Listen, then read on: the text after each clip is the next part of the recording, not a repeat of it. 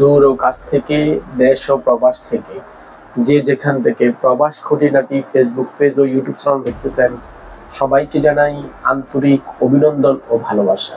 প্রিয় মালয়েশিয়ান প্রবাসী ও বাংলাদেশি ভাইরা, আজকে আমরা জানবো বাংলাদেশ সরকারের একটি প্রতিষ্ঠান ওয়েজ আর্নার্স কল্যাণ বোর্ড, এটা প্রবাসীদের সাথে কি কি কাজ করে এই বিষয়ে আজকে আপনাদের সাথে আলোচনা করব। অবশ্যই সম্পূর্ণ ভিডিওটা দেখার জন্য অনুরোধ করছি। তো চলুন মূল কথায় চলে যাই।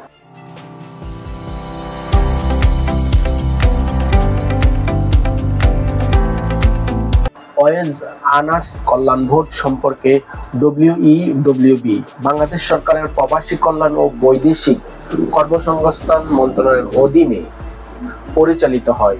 এই বোর্ডের মূল লক্ষ্য হচ্ছে প্রবাসী কর্মীদের সুরক্ষা, কল্যাণ ও পুনর্বাসন নিশ্চিত করা। বোর্ডের প্রধান যে কাজগুলো এবং প্রবাসীদের সাথে ওয়েজ আর্নার্স কল্যাণ বোর্ড যে কাজগুলো করে তার সংক্ষিপ্ত আকার আমি আপনাদের সাথে শেয়ার করব।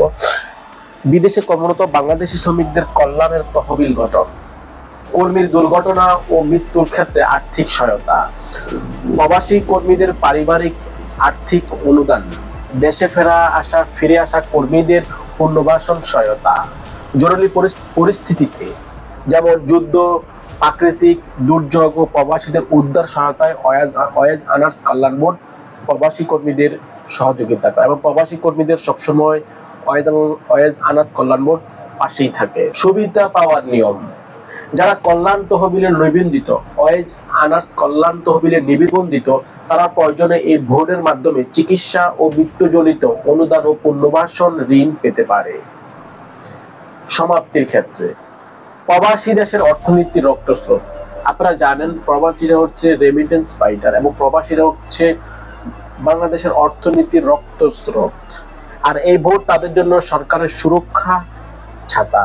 তাই মালয়েশিয়াতে যেসব প্রবাসী বাংলাদেশিরা বর্তমানে অবস্থান করতেছেন, মালয়েশিয়া অবস্থিত বাংলাদেশের হাই কমিশনের মাধ্যমে আপনি 160 রিঙ্গিত মালয়েশিয়া অবস্থিত বাংলাদেশ হাই কমিশনের মে ব্যাংক অ্যাকাউন্টে 160 রিঙ্গিত ব্যাংক ড্রাফট করে পরবর্তীতে আপনি ওয়েজ আর্নার্স কল্যাণ বোর্ডে সদস্য হতে পারবেন এবং পরবর্তীতে আপনি এই সকল সুবিধা আপনি পেতে পারেন ওয়েজ আর্নার্স কল্যাণ বোর্ডে। এবং ওয়েজ আর্নার্স কল্যাণ বোর্ডে যারা বাংলাদেশ থেকে BMET কমপ্লিট করে বিভিন্ন দেশে ভ্রমণ করেছে এবং মালয়েশিয়াতে আসছেন, তাদের জন্য এটা প্রয়োজন নেই, কারণ তারা বাংলাদেশ থেকে ওয়েজ আর্নার্স কল্যাণ বোর্ডের সদস্য নিবন্ধিত হয়ে কিন্তু মালয়েশিয়াতে আসছে। কিন্তু মালয়েশিয়াতে যারা অন্য মাধ্যমে বিভিন্ন মাধ্যমে যারা আগে আসছেন কিন্তু BMET সদস্য অন্তর্ভুক্ত হন নাই, তারাই কিন্তু মালয়েশিয়া ও বাংলাদেশ হাই কমিশনের মাধ্যমে আপনি 160 রিঙ্গিত জমা দিয়ে আপনি কিন্তু ওয়েজ আর্নার্স কল্যাণ বোর্ডের সদস্য হতে পারেন।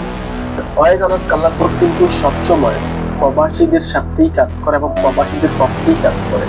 তাই প্রবাসীরা দয়া করে এটা অবহেলা না করে আপনি দ্রুত প্রবাসের মাটিতে আপনি নিরাপদ নিশ্চিত বাসস্থান হিসাবে তৈরি করেন এবং প্রবাসী থেকে আপনার পরিবারের সুরক্ষা নিশ্চিত করতে হলে অবশ্যই আপনাদেরকে ওয়েজ আর্নার্স কল্যাণ বোর্ডের সদস্য হয়ে নিজের নিরাপদ ব্যবস্থা এবং নিরাপদ থাকার জন্য চেষ্টা করবেন, নিজে এবং নিজের পরিবারকে নিরাপদ রাখার চেষ্টা করবেন। তো প্রিয় মালয়েশিয়ার প্রবাসী ভাইরা, আশা করি ভালো থাকবেন, সুস্থ থাকবেন। আর যারা ওয়েজ আর্নার্স কল্যাণ বোর্ড সম্পর্কে আরো বিস্তারিত জানতে চান, অবশ্যই আমাদেরকে কমেন্ট করে জানাবেন।